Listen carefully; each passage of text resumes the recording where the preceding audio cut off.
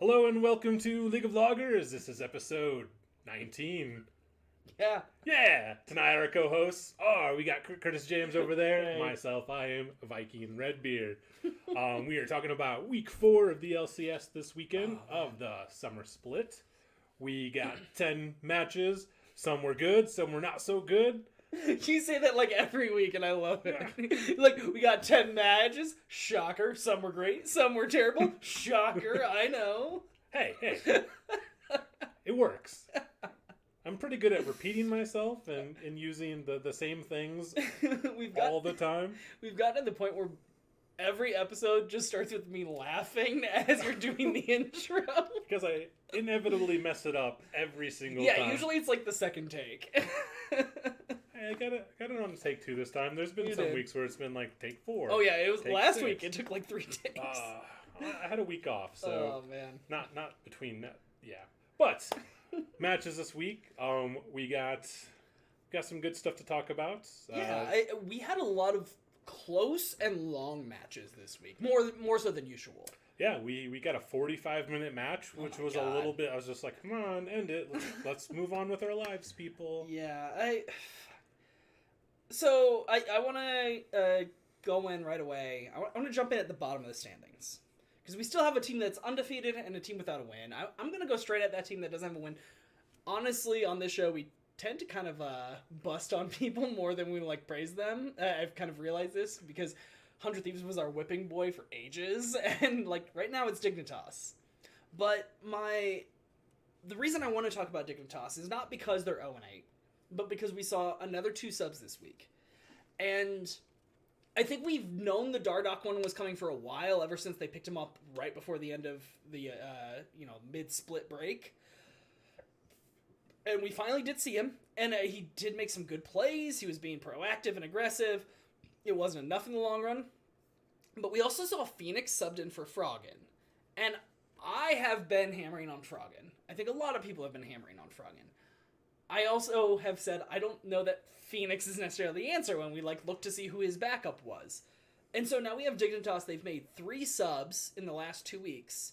They put in Lorelo for Viper last week. He was still there this week. And then Phoenix and Dardoch in for Froggen and Acadian. And while I think the team is in a better position with this lineup overall, I can't help but feel a little bit like Dignitas started making moves because they saw other teams making moves and it was working for them. Yeah, but so those teams actually had talent sitting behind their main roster. Yeah. I fully agree with you. I think Phoenix was a poor choice. I think that trying Dardoch in place of Acadian makes a little bit of sense. Froggen hasn't been playing super well, but I also don't necessarily think that he is so bad that Phoenix should be the one replacing him. This team in general, their issues go back to however these roster decisions were made all the way back following Worlds. When Clutch, who was becoming Dignitas, sporting those colors, people were wondering if they even tried to be allowed to be called Dignitas going into Worlds, and Riot said, no, you have to wait till next year. Fine. They had the roots of a good roster. That roster was Huni, Lyra, Demonte, Cody Sun, Vulcan. The only piece of that team they held on to was Huni. Actually, you know what? That's not quite true. They held on to Demonte as well, but benched him in favor of Froggen. Then, after not playing him all of last split, and not being very good last split is either, because I think they ended up 7th or 8th. They missed playoffs. Yeah. So they were 8th because Immortals was technically ahead of them, I think. They had the same record or whatever, but they were also ahead of CLG and TL, which were dumpster fires. So after being 8th, they at that point still kept Froggen, got rid of Huni because he was costing them so much, lost Demonte as well in the process, and picked up Dardoch at the last minute, which, great, cool. But, you're still rocking basically nobody. Like, they had picked up Johnson and Afromu. They got Johnson out of trading Vulcan away to Cloud9, got a bunch of money, and got Johnson off of TSM's academy team. That was a good move. But they've got Afromu, who is putting up his best split since his MVP split a year ago. No, 2 years ago. It was 2 years ago. It was 2 full years ago. 100 Thieves' first split. That was the last time Afromu had looked good. He looks good again in this split. Credit to him. As begrudgingly as I'm sure he would do that. But, like, Johnson, Afromu, you lost Vulcan. As you've said, Vulcan is the luckiest fucking player in the LCS because of that. And nothing else. You've got JJ backing up Afromu, so if Afromu wasn't all of a sudden showing up this split, you're going to play JJ? Like, there's so many things I want this team to do, and I think the only bargaining chip they have to get anywhere would be to trade off Johnson, and you can't do that because otherwise now this team has absolutely nothing. So everything goes back to this offseason when they made all of the wrong decisions. And I'm not sure they have any chance of digging themselves out of that hole until this coming offseason, and even then, it's going to be a battle. Because I just don't know where to start. Like, you keep Dardoch if he hasn't imploded again. You keep Johnson. You find another support to come up behind Afromu. You need a young support who will take... Your absolute plan has to be to replace Afromu with a young support. But you also need a top laner. Like, Lorlo's serviceable, but he's not going to get you anywhere. And Phoenix and Froggen aren't going to get you anywhere either. Where do you find a mid laner, a top laner, and a support right now? I don't think you do. Yeah, I mean, the split's done. They are absolutely done. Even if they make playoffs, they're not going anywhere. They're not going to Worlds. At this point, you let the coaching staff do what they're going to do and handle it however they want. But the GM should be spending all of his time with management, front office stuff, and discussing how much money they have, how they can, get players and already be courting anybody they have, they legally can. Because this team has nothing right now outside of a glimmer of hope from Johnson and probably the last burst of good play from Afromu and a chance that Dardoch can, be what Dardoch was at one point. Yeah, I'm pretty sure I tweeted at Dig when they dropped Huni and they dropped everything. Like, that was good. I was just like, what are you guys doing? Like, you guys have made every wrong possible choice you could. They got rid of Huni early. That was a right choice, at least. I commented at him. I was like, Dig is the new 100 Thieves of this year. And it was... I think I tweeted at them, during the spring split. During last split, when they were... Yeah. They were a roster dumpster fire. But I definitely feel like I pegged that one properly. No, absolutely. But I just feel bad for everyone on this team because you're right. Dardoch is lucky to have a team right now after everything that happened on TSM and even things everything that he's done on every team. Yeah. Well, I don't even think it's I don't think he's really the culprit of anything negative. Oh, he has been. I know he has been super toxic. TSM, you're correct. I don't think he's. I think last year, I think he was okay playing on TSM or last split rather. It was just last split, yeah. I think last split he was fine. Everything prior to that's kind of his own fault. Yeah, I mean, I think he played fine on Echo Fox, and then where did he go after Echo Fox? Because I think that he wasn't. He went back to Optic. He was behind Meteos because Meteos was outperforming. That's right. Yeah, as soon as that happened, I was just okay, yeah, your career's done. Unfortunately, or not unfortunately. Fortunately for him, he did get to go back to TSM for a split, and now he's kind of sitting behind a Cadian. But no, he played this week. Well, no. That's what I mean.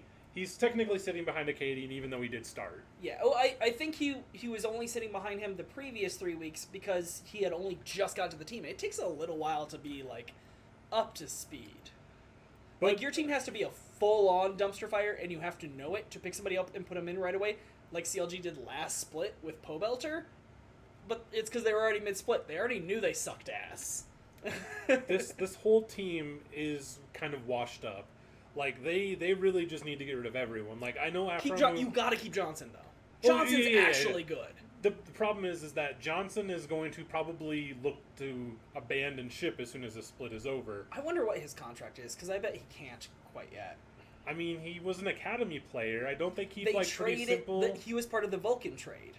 I bet he got signed to a couple-year contract, because part of that whole trade of getting rid of Vulcan was to secure Johnson as their future AD carry, because they had already lost Cody's son in the offseason. Then they definitely need to scrap Afro. Like even though he's looking good right now, like he's looked so bad the last 3-4 You need splits. a real player coming up behind him.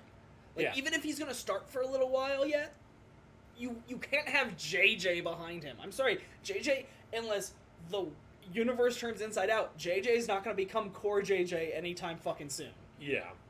Froggen, he's washed up. Like he was retired / not on a team for a couple of years, and then he came back and like he put up some numbers like a little bit here and there, but like overall, I don't think he cuts it anymore. I'm glad he's on the bench, but I don't know why Phoenix was your backup player. Like Phoenix should have been done. If they could have just kept fucking DeMonte from last split and then played him, all of a sudden you've got maybe a better team. Like it sucks because I understand to even get Johnson, it required them to lose Vulcan.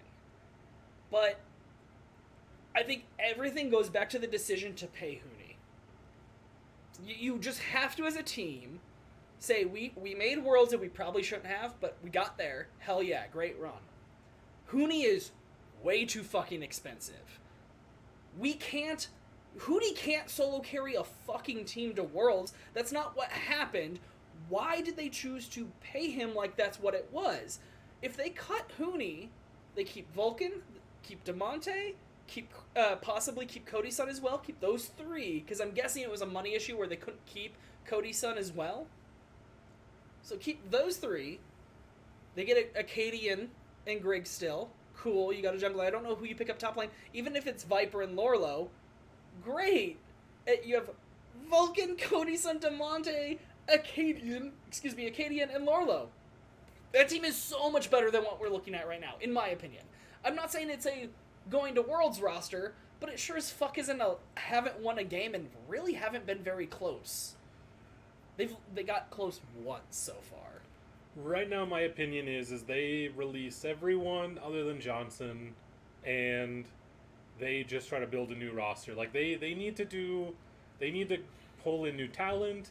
They need to reassess. Is Johnson an import slot? No, Johnson's local talent. Okay, so they really just need to shed everyone they've got right now and maybe look to spend some money overseas and pick up 2 spots, and then try to build it around Johnson. I don't know. I think obviously they were money fucked this whole season because of Hooney. I wonder if they'll have money again next split to be able to spend. I'm certain probably not. However, but they need to do something. Yeah, no, you're right. They need to do something. Like, they were close in the 100 Thieves game.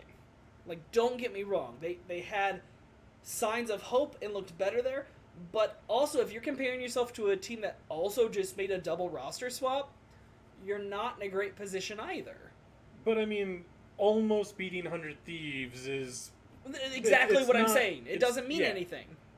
That team is 2 wins ahead of you and has made roster changes. Like, granted, 100 Thieves got that win to beat. They were 1 win ahead of them when this game started. Yeah. It was 1 win to 0 wins. And, like, I just...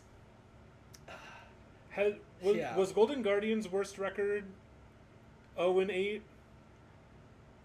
Oh, worst they ever were before picking up a win? Yeah, when I was like on the Golden Guardians train like 2 years, 3 years ago. I don't know. I want to find out so bad. God damn it. Let me see if I can find out. Keep going for a bit. But it's just this just feels bad. Like this has to be doing nothing but demoralizing the players. Like if they don't. I don't think any of these players are really going to survive this split mentally. Like, I'm surprised Darda, like, unless Darda can come in next week and like do some get some work done.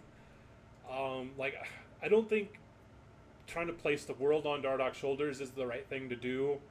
But yeah, this team just it really feels bad for them. Like, Moo should have retired already. Froggen should retire again. Fuck. I don't think their 4-win split was their first split. I think that was their third split. Their 4-win split, they got a win after only 3 losses. So it's possible that might have been the worst they ever had was like 0-4, right? Which is still... yeah, they went 0-4 last year's spring split. So yeah, they had a split before that I don't have on record, unfortunately.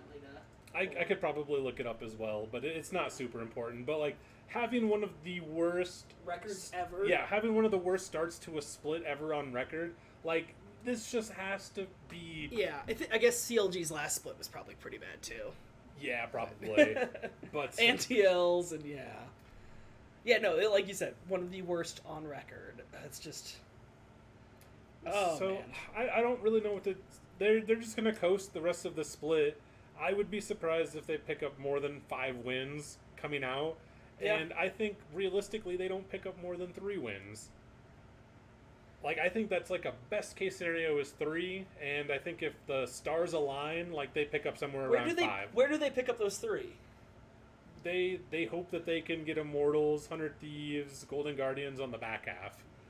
Like I think the only 4 teams they probably realistically stand a chance of beating straight up are CLG, GG, 100, and IMT. But even then, I think all those teams look leaps and bounds better than what we've seen from Dignitas. Like those teams are going to still have to have a bad day to lose to this team. Yeah, I feel bad. I don't feel bad for Dignitas. They picked up Moo. Yeah, They picked up Moo. They paid Huni. That's what they did wrong. They paid Huni. It all goes back to that because paying Huni fucked the rest of your finances. Yep, that feels real bad. But they literally pulled 100 Thieves. Like at least 100 Thieves is kind of pretending like they're still here. Yeah, I mean, so let's talk about 100 Thieves a little bit. We saw Poom and Contracts play this week. I don't necessarily, I don't have anything bad to say about Poom. I think that he definitely has room to grow. I think that, given a little bit more time, maybe a better team, he could blossom into, a good player. So we talked about him last week a little bit. I mentioned that he's been part of their org for 5 months or whatever. Mm-hmm. I don't think I mentioned how long he's been playing League. 2 years. He literally started playing this game 2 years ago. Did he come from Dota or any other game? I don't know that, but not even necessarily professionally, but no, definitely not professionally. He probably played some other MOBA like Dota 2 or something, but I mean, honestly, if you played anything that wasn't Dota 2, then there's no transferable skills almost. But I think he's one of those people who found a game he's really fucking good at, went off. He's got a lot of room to grow. I definitely saw things that weren't great from him, but I also saw flashes of really good plays. He was making good engages or saving his teammate or getting the hell out of a sticky situation. And the thing I didn't see from him was when the team's retreating, him taking the wrong route, not the same route as everybody else for no good reason, or hesitating twice and ending up being this big fat Nautilus who's super easy to engage on in the river. Because that was, the Stunt hallmark, unfortunately. Stunt would make some good plays. He'd get good hooks and engages. But there was so often where you'd be watching a 100 Thieves game and just be like, Stunt, what are you even doing there? And you'd roll it back 5 seconds and be like, oh, everybody else went this way and he went that way for no good reason. Yeah. And I didn't see that out of Poom. And step 1 to being good is not being bad. And he seems to be nailing that. Fair. And then I also, Contracts, I saw some good, I saw some bad. I don't know that he's an upgrade over Meteos, but I've got to see more than 2 games to decide that, especially I have to see more than a game against Golden Guardians and a game against Dignitas to know any of that. Where did Contracts come from? Was it Golden Guardians? The last time he started was Golden Guardians, but he's been off the starting roster for a full year at this point. Okay. He wasn't good enough to cut it then. He definitely wasn't good enough to cut it now. I mean, maybe we'll give him another week or 2 and just see if things change. But I feel like I have to see 3 weeks out of basically anyone. Yeah, I didn't see anything spectacular out of him. Like, Yeah. I don't think he's an upgrade over Meteos, but Meteos has an attitude problem. And he hasn't been playing well this split either, to be fair. Oh, I mean, yeah. granted, when you're on a shit team, it doesn't help. Like, I hate that everyone's like excuse this split or last split has been, I've become complacent where I'm at. And it's just like, that's on you. No one is making you be complacent. Yep. Like, if you want it, you'll do the work. You'll do well. Well, it's funny actually. There's an interview with Contracts where he like mentioned when he first like went down to Academy, he kind of did the complacency thing where he's like, well, this is beneath me, and he wasn't like trying. And like after last split, or I guess last year of like doing that or whatever, he was like, the fuck am I doing? He's like, I need to try hard because it's not fair to my teams if I'm not giving a shit, and it's not fair to me. Like, I'm wasting my time, their time, I'm wasting everybody's time. And so he's like been busting his ass this year, and that got him a shot at the starting again. And it's like, okay, that's the kind of attitude people need to be having. But hopefully he also has that attitude of helping the team as a whole, and that'll be working out too. I think what we saw from 100 Thieves looked better. I just don't think it's... Once again, this team doesn't really even have an outside chance at Worlds. But I'm also very okay with that, because heading into this entire season, Papa Smithy said this was a development season for them. He said, like, all of 2020 was supposed to be, like, them developing. Like, they're starting from really low. They had brought in Ryoma. They were keeping Someday. They brought back in Cody. Like, they were building a team. And it was just, I think, a very, very pleasant surprise. They ended up third last split, like, in the regular season. And they were close with TSM, ended up, 5th, 6th, whatever. And from there, of course, you never want to say, well, our expectation wasn't to do good, so we're just going to back off expectations. And so the fact that they did well and now we're doing terribly is the reason they went ahead with these changes. Yeah. And they're trying to meet that expectation they kind of set in Summer Split. But I think if they land 6th, 5th, that's still all right. And then hopefully they can build off what they have. Because obviously Someday's good. Jungle, they're not sure what they're doing yet. Maybe Contracts will pop off, maybe not. Maybe they go back to Meteos. I don't know. Ryoma has, I feel like, consistently, slowly shown improvement. He's still not like a top 4 mid by any means, but he's looked better as the entire season has gone consistently. Bot lane, Cody Sun's looked pretty lackluster, but he also had Stunt. Hopefully him and Poom will start looking better. I'm interested to see where this team goes and where they can build. I think their big question marks are jungle first and foremost, and then a little bit mid. But if they can, start coalescing as a team, they should be able to pick up some wins. Like, they've got the pieces. Yeah. Yeah, I definitely think that the only thing holding them back is themselves right now. Like, they do have, like you said, they do have the talent on the team. They could make a run for it and get that 5th, 6th spot, but yeah, we'll see what actually happens. Yeah, I mean, like I said, 100 Thieves and Dig both made changes this week. They both look better. Neither of them are looking nearly as good as Immortals, who made their change last week. Immortals, once again, unable to quite get it done this week, but holy shit, did they look leaps and bounds better, by my estimation anyway. Yeah, I mean, they had a rough week where they went into Team Liquid, and then they went into Evil Geniuses. Yeah. Both realistically should stomp them. Immortals did look pretty darn good against both Team Liquid, and it was a nail-biter against Evil Geniuses. Yeah, I think I said last week that it's like, okay, they had the one easy win, but it was going to be a real test for them this week, and I think they fucking showed up when it mattered. Yeah, I mean, it does suck that they had another 0-2 week, but I think that they're going to pull some wins. Oh yeah. Let's see. In the back half of the split, I fully expect them to be a middle of the pack team and probably end up if I just had to say right now, they feel slightly better than Golden Guardians and CLG. And I think they're going to pick up 3-4 wins in the back half, maybe pull a few upsets, and maybe even get like 5 or 6 if they're lucky. Yeah, I mean, they've got a freebie on Friday. They play against Dig, and then they've got a little bit more of an uphill battle on Sunday with with TSM. But like, I definitely think that they're kind of moving in the right direction. I don't think that they're like top 4 material, but I think that they're top 6, 7 material. Yeah, I think they're somebody who, if we weren't looking at a larger playoff, should still be in the playoff conversation. A little sad duck. I thought he was going to do I am pressed by IMT this week, but he just put impressed in all caps. I read it quick. I was a little sad.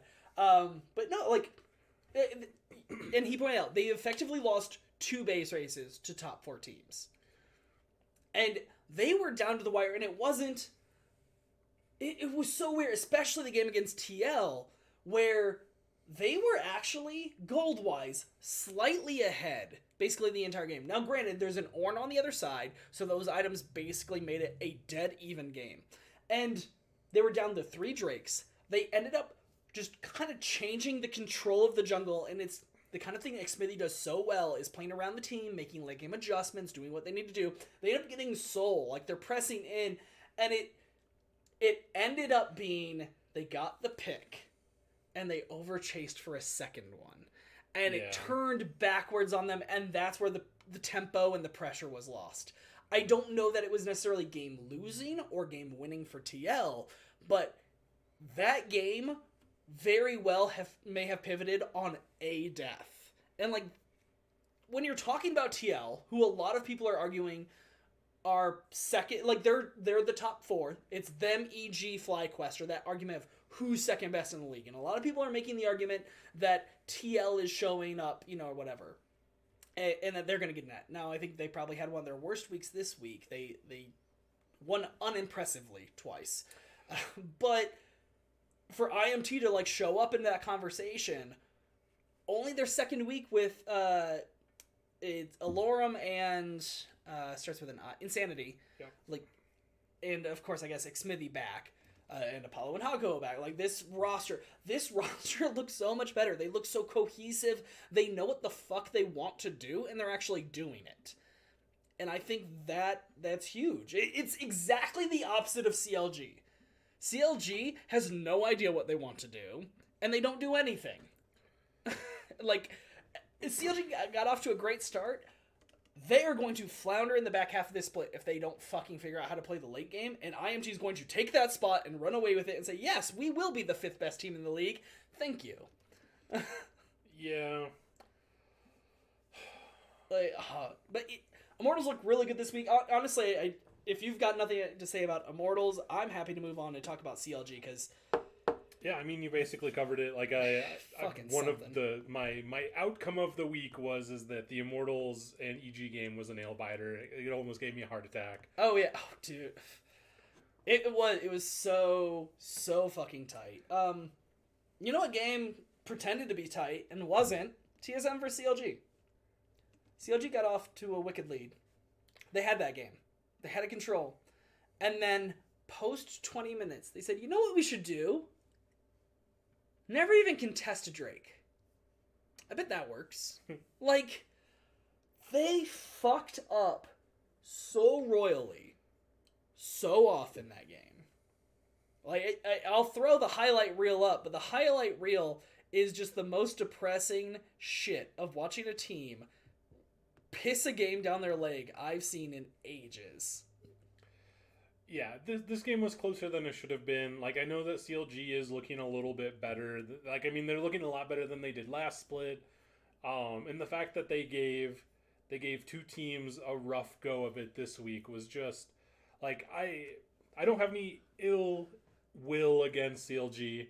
I hope that they continue to do well. I do like to...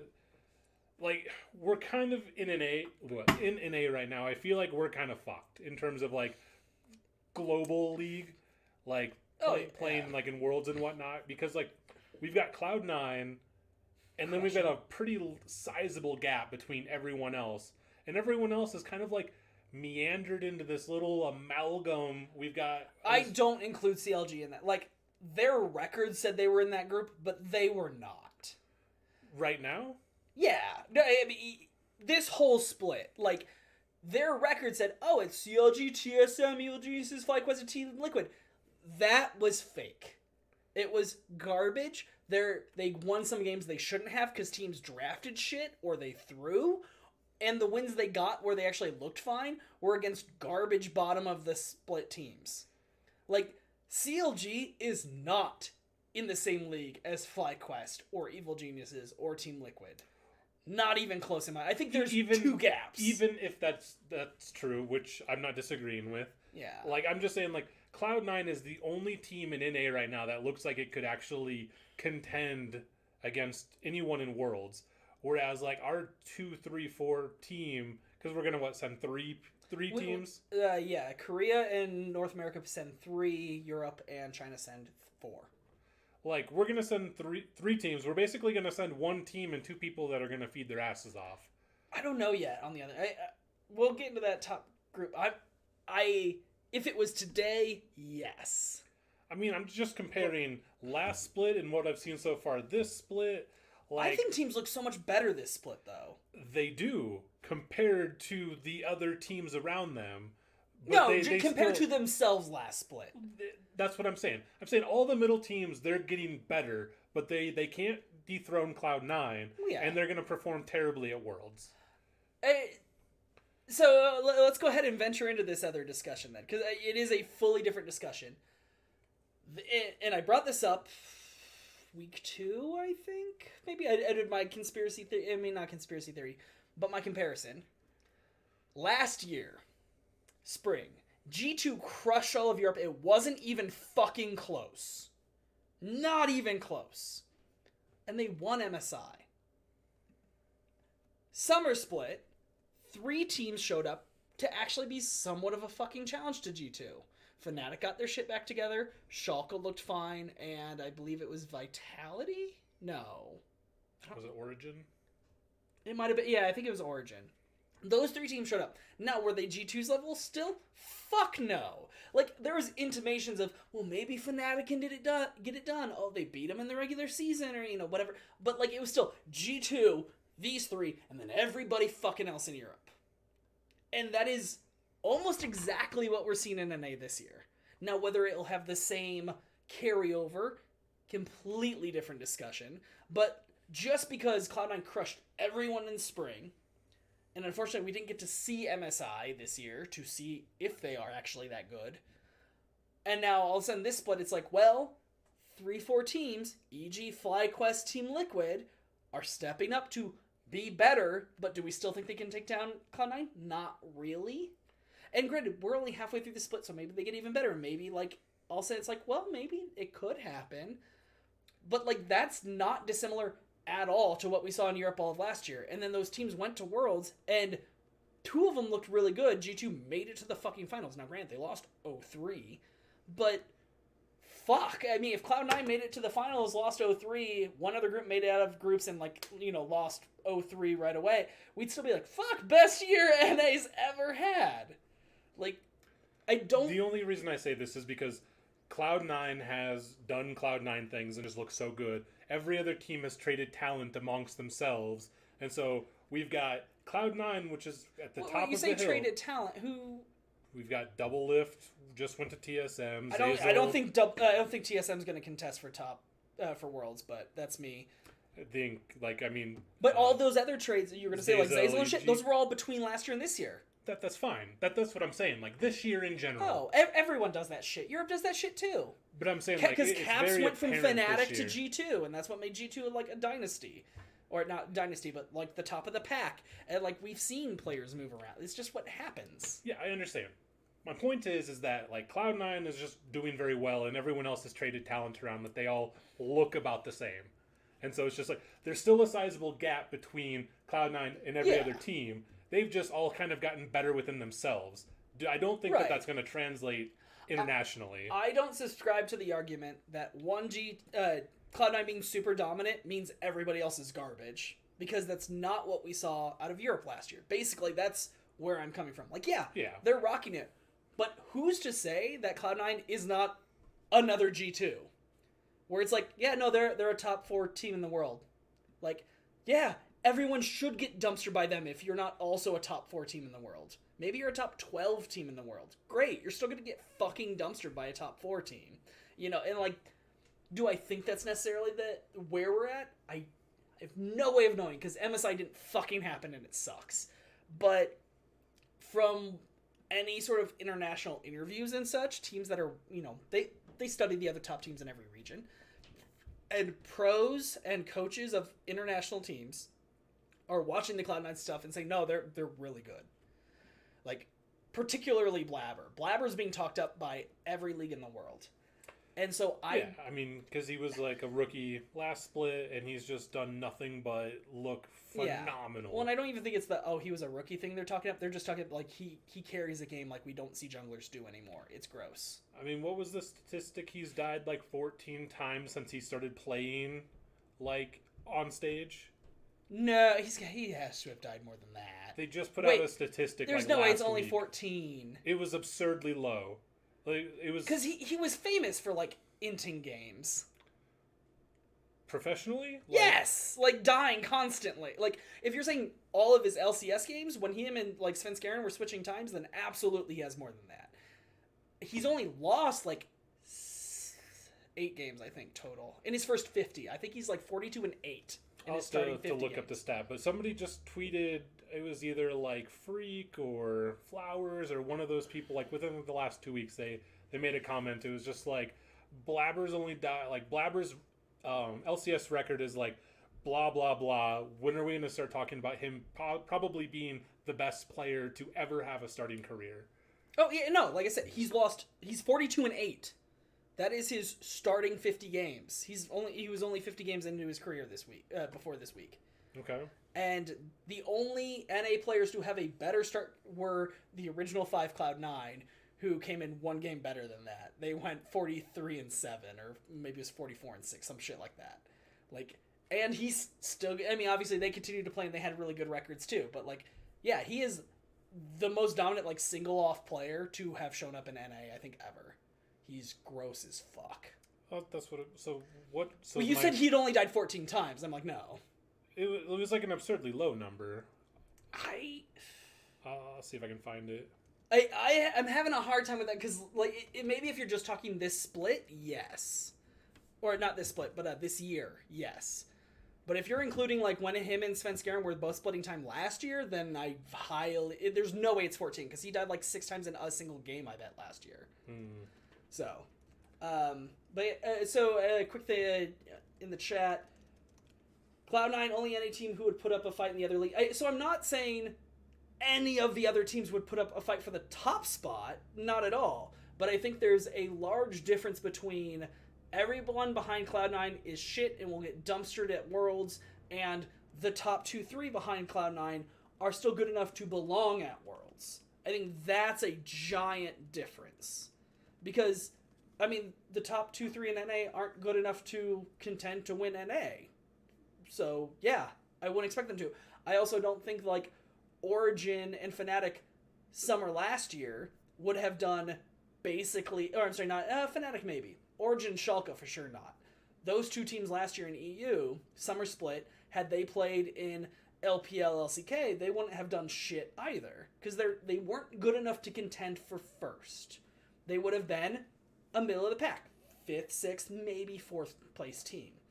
And that's, I think, yeah, these current NA teams would be below that even. However, they've been improved. They're on the upswing. We're looking at Origin Schalke at the end of that year, not at the beginning of summer split, because I don't think I would have trusted those teams either. There's, all of that involved and has to be taken into account. But yeah, as it stands right now, Cloud9's, they're just ridiculous. Yeah. What are the odds this team actually does go 18-0 this split? Slim. I mean, I think that they will drop a game eventually.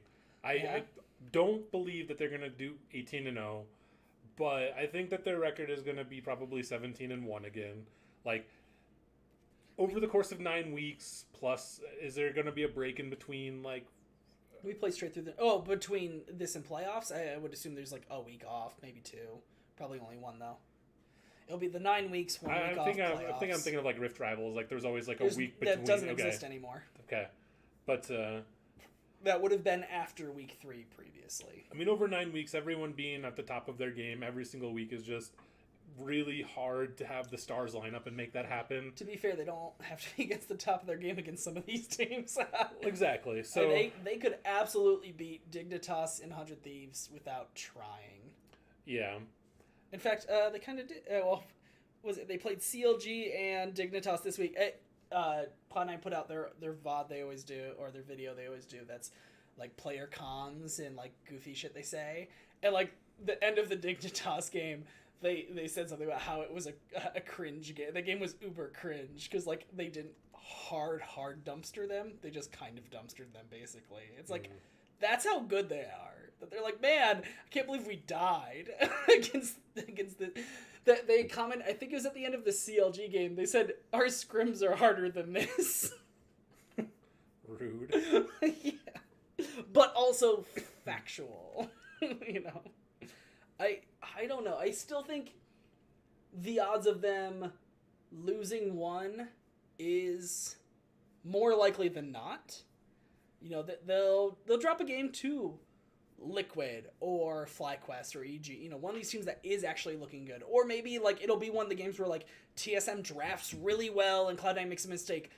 But like I do go back to their 1 loss last split to TSM, and they played Shen top, and they didn't play like a great comp around it, and like there's so much that it's just like, wow, that was the worst draft you guys did all split. Like if they just don't inch the draft, I'm kind of confident they 18-0 it. And as much as the other teams are better this split than they were last split, I feel like because it is summer, because it is heading into Worlds, because they're trying to get on the absolute top of their game right now, because like winning the split going to MSI, especially when it started to become obvious that like MSI wasn't going to be a thing. I think although they lost before that point, I'm not sure. I'd have to look. But like, you don't necessarily try as hard in spring. You're not necessarily as focused or whatever. I think they're probably insanely focused on just beating everybody to the just most fine pulp they can right now. And I think, like you said, it is hard to keep your focus 9 weeks, 18 games in and out. I have a feeling these guys are more focused than ever, especially because they didn't get to play at MSI. So they probably feel like they have to 18-0 to prove to anyone else that they are for real. And then on top of that, so they can head into Worlds going, well, our weaknesses were we didn't win this game hard enough. Not like, oh, well, we lost this game. Well, yeah, but it's kind of because we entered the draft. Yeah. Like, I think they have a higher chance of hitting 18-0 this split, even with better competition, than they did last split. Which is... It sounds like total backwards logic, but I think it's the focus. And also because they're being challenged, so they're going to give a shit every time. Like, or I guess, sort of challenged. Yeah, I'd be surprised if they drop more than a game. Like, I'd love to see them go the 18-0. I think it would be like a Cinderella story, like them always being like 2-3 behind TL and maybe one other person, and then like they finally like hit their stride, and they continued to keep their stride. Like TL, like even though they've won so many splits in a row, they didn't always look super great doing it. Oh, they were, well, yeah, they went to 5 games twice out of those 4. TSM took them in summer split of 2018, and Cloud9 took them summer split of 2019. So I mean, and both times they didn't make it out of groups. Like, to be fair, I think CLG is the only other North American team to make it out of groups other than Cloud9. So, saying, oh, they didn't make it out of groups isn't saying a whole lot, because North American teams have a great habit of choking super hard as a first seed. Yeah,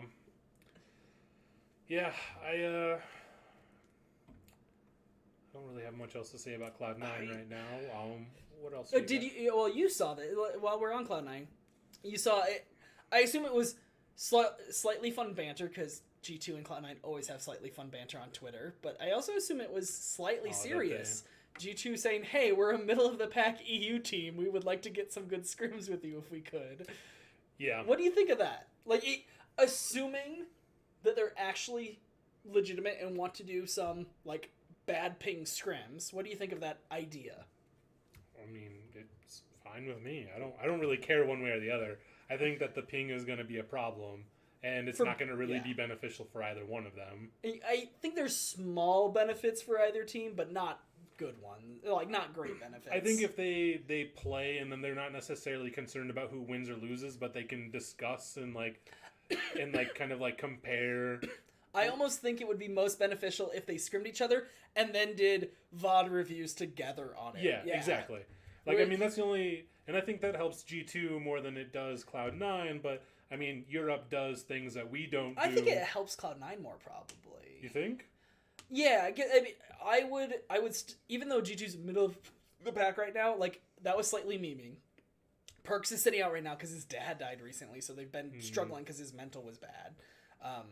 And hopefully Perks is feeling up to things soon again. I don't want him coming back before he's ready to. This team's good enough to just win playoffs. As long as they're in playoffs, they can win it. Like, that team is good enough. And I think Cloud9 sharing VOD review with a team that's done VOD review of, hey, we were in World's Finals. Like, I think that's important. Things like that. There's things they look at that maybe Cloud9 doesn't even. Yeah. I think that the only way that that's beneficial is if they end up doing a group VOD review. Because, I think it helps both teams. Like, I think it helps... Oh, yeah, I forgot that G2 went as far as they did last year. Yeah, well, they won MSI. Shit. Yeah. But yeah, I think... They're right now, like, where they are is just because of the roster situation. They'll be fine. And these teams, it's funny because they've always had like this great like meme relationship on Twitter, and I wonder if they are and will, or they are serious about it and will kind of turn it into a bit of a professional relationship too, where it's like, you're the best team in Europe, we're the best team in North America. Let's help each other even improve, because it'll do nothing but help our league. Like, if I think we saw it, here's the thing I talked about G2 previously when I had brought up like them crushing Europe. It made Europe better as a whole, because it was all like, well, fuck, they're insanely good. We have to do something to become even close to that. And that's kind of what Cloud9's doing right now in NA. They're stomping the shit out of everybody. And so these teams have to get better. They're learning by getting their ass kicked. Because at that level, that's actually helpful. Like, you and me getting stomped away by fucking, a pro player wouldn't help us get better. Like, yeah. But that's because we're not anywhere near their skill level. Whereas, like, teams, it's like, okay, these are all good enough players to play on a pro level. They can learn, and the coaches get better, and the players get better, and all that. And so I think these two teams at the top of their game in these regions, sharing knowledge and improving off each other, will also improve the regions behind them as well. So, and NA benefits greater from a regional improvement than EU does, obviously. So I don't know if this was last split or if it was like one of the first weeks of this split, but I mentioned that like Cloud9 was doing so well that maybe they should consult with other teams in the US, and you're like, no, like collusion, like you can't do things like that. Yeah. Like at what point, like how far can they go with the G2 before they kind of like skirt that line? Because like up until they're playing against them. Okay, so as long as you could work in tandem with a team as long as you're not in direct competition with them. Okay. So they would have until the end of the split. The splits, the playoffs, yeah. Okay. Like, I mean, obviously, like, they could go to Worlds and start, scrimming and whatnot, but they can't, like, share scrim information and stuff. Because there's talk that happens, that, like, oh, the Chinese teams all said, well, these teams are playing these these things. And that kind of resulted, I think it was in last year, in Europe and NA only scrimmed each other, and Korea and China only scrimmed each other. Because there had been lots of talk that Chinese teams had been sharing scrim information. So it's like, man, how did they know we had this pocket pick? They never fucking scrimmed us, so there's shit like that. Yeah. But yeah, up until the point where there's direct competition, you can share whatever fucking information you want. You just can't share information of with direct opponents kind of thing. Okay, makes sense. Yeah. But no, I think it's absolutely a good partnership to try to build. Like you said, I mean, G2 doing as well as they have prior to this split, and then like Cloud9 just on the up and up. Yeah. Like, I think that it would be beneficial for them to... I think that would be better than them scrimming almost anyone else in A right now. So, every off season, so every winter, Cloud9 goes to Korea and boot camps. Yep. What are the odds Cloud9 and G2 are in Korea and they like boot camp, obviously like playing solo queue ladder and Korean teams and Chinese teams, but also like scrimming each other a bunch? Actually, like we could go full on bromance here. How big is Cloud9's house over there? Can they? I assume fit... not big enough for two teams. Because I figure that they could probably comfortably fit at least one team, but yeah, maybe everyone's sleeping bags in the... G2 would probably have to hotel it up. Yeah. No, I think that would absolutely be beneficial. I think that would actually be pretty cool. I would watch the fucking YouTube content that would come up from that. That'd be glorious. Do you think that... They typically do stream those too, yeah. Yeah, well, I mean, there would be the team cameras and stuff, and they would make videos of them all, like, going out to eat and, like, dicking around and shit, so... But, yeah. Alright, so we hadn't talked about Cloud9 much in, like, 2 weeks, because there was just like, well, Cloud9 good, everybody else not. Let's talk about the group behind them. Like, we've ignored that group today, so let's do a little bit. Personally, I'm just going to say, I think FlyQuest, EG, and TL are legitimate. I think CLG is slipping back to probably where they will end up because they don't seem to have any idea of how to play a late game. Golden Guardians, I just don't think they're going to get up to snuff. Like, they're looking good with MASH. Don't get me wrong. MASH is playing very well. I just think, personally, Haunser is never going to get them there. And I think TSM is looking better, but I'm still not totally sold. Although I think Spica's doing very well, and I'm a little afraid it's just a matter of time till TSM kills him too, and then the whole team sinks. Yeah. I think TL is going to stay comfortably ahead of TSM right now, because, I mean, TSM's team isn't great, or, I mean, isn't bad, but they're basically using double lift as their, like, kind of, like, ace in the pocket or whatever. Yeah. I mean, I feel like Bjergsen has looked better than he looks like old Bjergsen. He's just like... He shaved the beard. He looks like a normal... That's what it was. He went back to... He stopped being Beardson and went back to being Bjergsen. Like, his TF play specifically is crushing people. Now, hopefully he can do that on everything else. But right now, like, he picks TF. People don't stop him. All of a sudden, he's... like, fucking the Saturday game. He, like...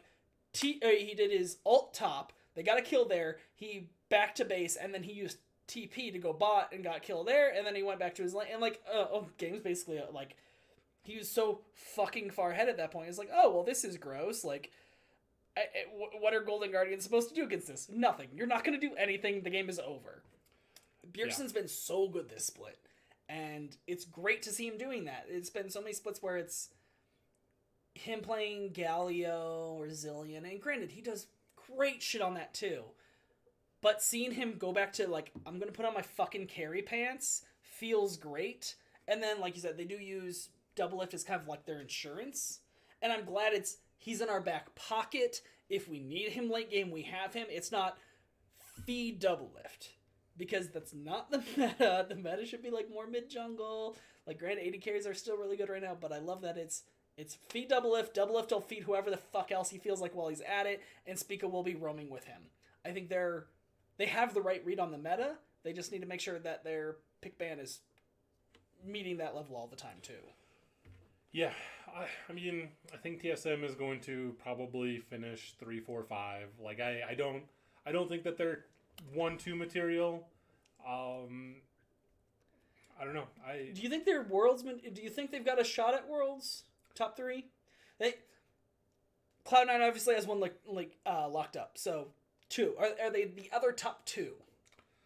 Because that's where I'm not sold on this team. Yeah, I don't think so. I think I think we're gonna see Team Liquid, and then we're gonna see either FlyQuest or Evil Geniuses take that third spot. Yeah, I'd be a little surprised if it was EG and Fly, but I wouldn't be shocked. I'd be more shocked if it was TSM and one of those teams. Yes, I agree with that. I mean, TL still has all the all-stars. They still have Jensen, they still have Core JJ, they still have Impact, they still have Broxa, and Tactical's done nothing but look good. Brox is melding into the team better. Yeah. Tactical is looking good, and he is going to do nothing but get better, hopefully. Hot take. This team would be better if it was everybody that they have now, but Xmithy instead of Broxa. No.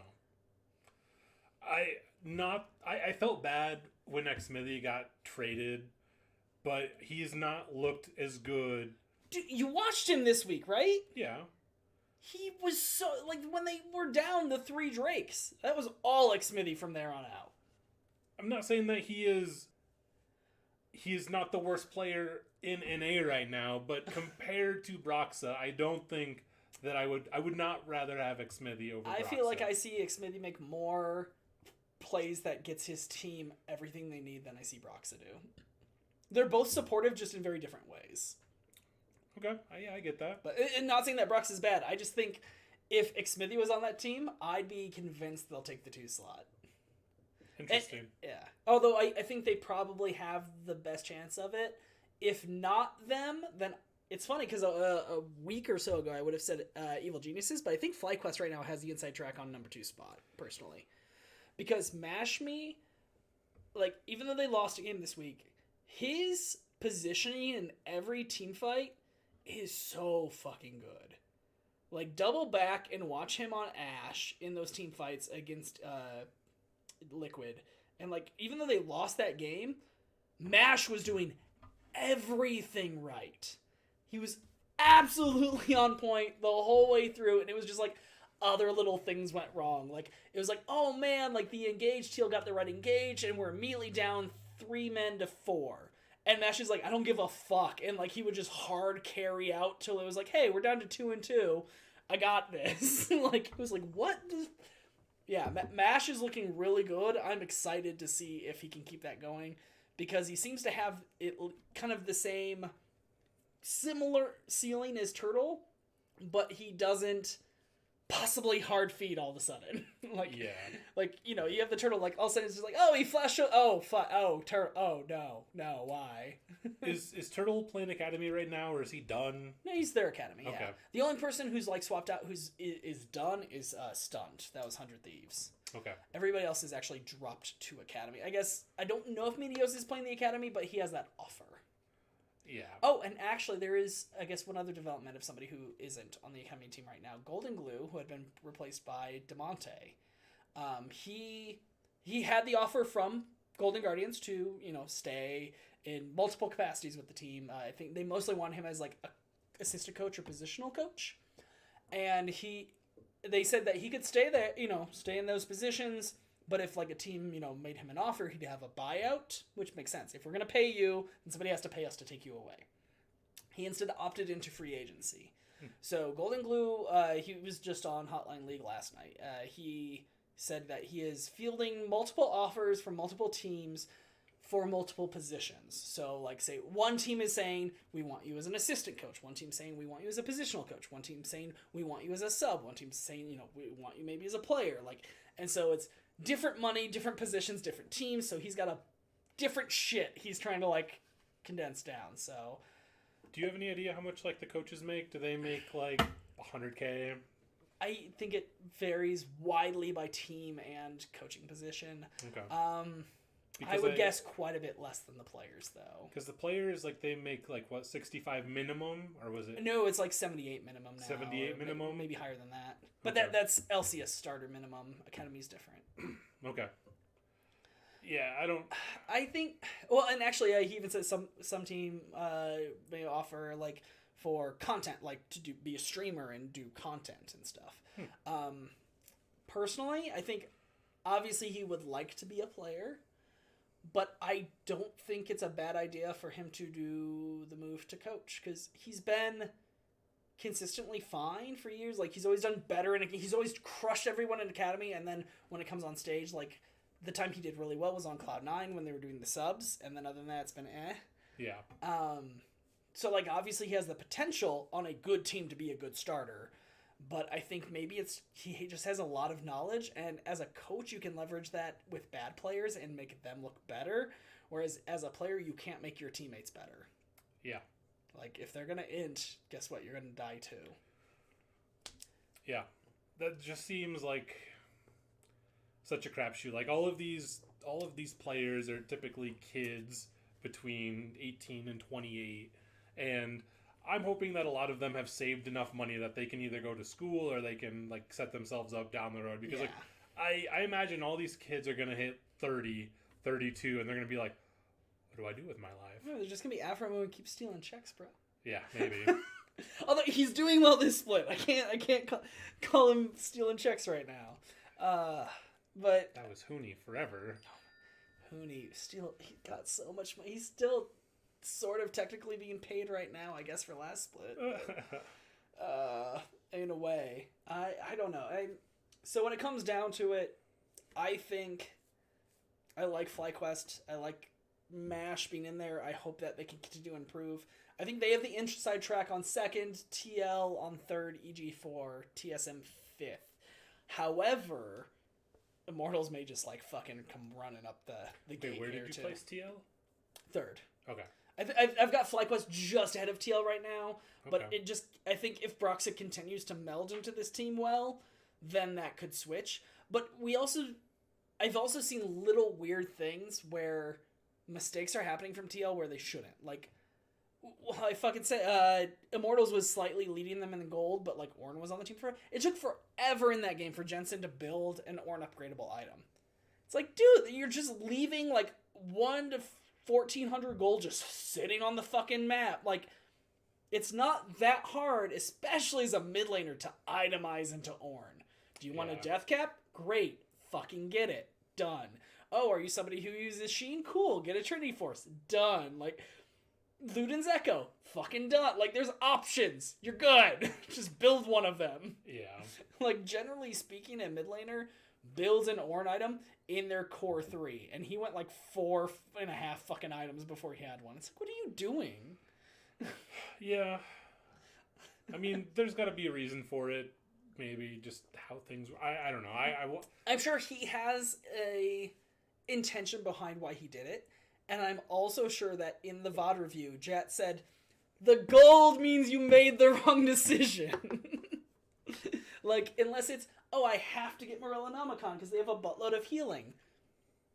You know, build a fucking Rabadons. You're fine. Like, did you need a pen? Did you need, like, what did you need? What did you have to have? Did anybody else on the team already offer that? Great, let them fucking offer it, get the Ornn item, then build your own. Like, there's ways to work around as a team. I think it was probably just a little bit of a brain fart of, you know, like, oh, I want this item, and not thinking ahead of, I have Ornn, but you're a pro. When Ornn's on your team, you should be thinking before the game, what's their squad? What's my squad? What are we all building out? Well, and the fact that he has 4 other people in chat with him, all they would have to do is hit tab and be like, oh, hey, buddy, what are you building there? Wait, you have press to talk on? You weirdo. No, I was hitting tab so I could look at everyone's Oh, the items. Okay, yeah, no, you're right. You pull up the scoreboard and be like, hey, Jensen, I noticed you don't fucking have an Ornn item. Push to talk. No, I hate push to talk. Yeah, I was like, wait, League? Why would you be using push to talk in League? No, I was looking at the scoreboard. All right. Well, yeah, I'm really interested to see, 1, if Cloud9 can pull off the 18-0, and 2, to watch this 3.5 team race to the end of the season. 3.5? Yeah, I'm not counting TSM in. TSM will be a part of my race when they prove they're a part of the race. And them being matched up right now is one thing. If they get demolished by Cloud9 to start next week, don't give a shit. Because TL at least put up a showing against them. Like, some of these teams looked fine against them. Showed, like, they had at least idea. Like, EG, even though they got crushed, I saw what they were thinking with the Cassidy pick. Is like, oh, well, Niski's gonna roam. Like, they had ideas. If TSM just, like, picks a comp and gets destroyed, I'm gonna be like, yeah, no. Yeah. I think getting to see that matchup will be very interesting. Double Lift's kind of in a spot where he needs to put up or shut up. I think that team needs to just keep carrying through Bjergsen. I think Double Lift is doing it right if he backseats, just chills, and then it's like, hey, we're 30 minutes in. Do you want to get all the damage out this fight? And he's like, okay, cool.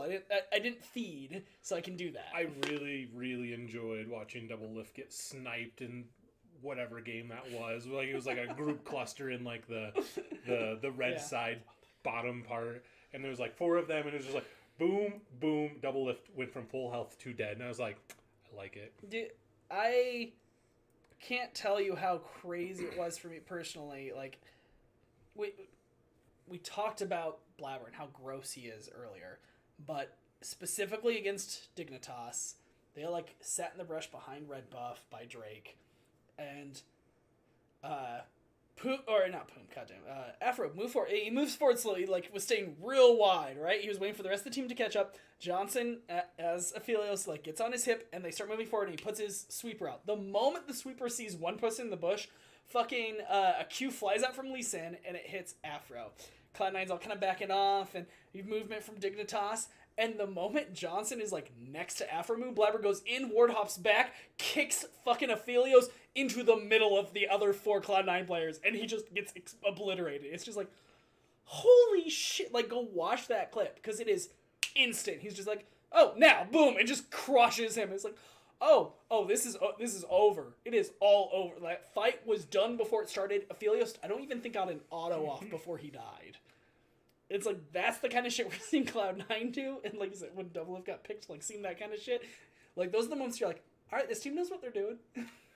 Well, I mean, TSM still won that match, but it was still just funny to watch him get blown up. I was just like, sucks to suck. Yeah. Alright, well, that's going to do it for us for this week, I believe, on League of Loggers. We get to see the midway point next week. Game 1 of Week 5 is the halfway point, so we'll be able to really judge teams on their first half, and we'll get to talk about their second half heading in. But until next time, cheers. Cheers.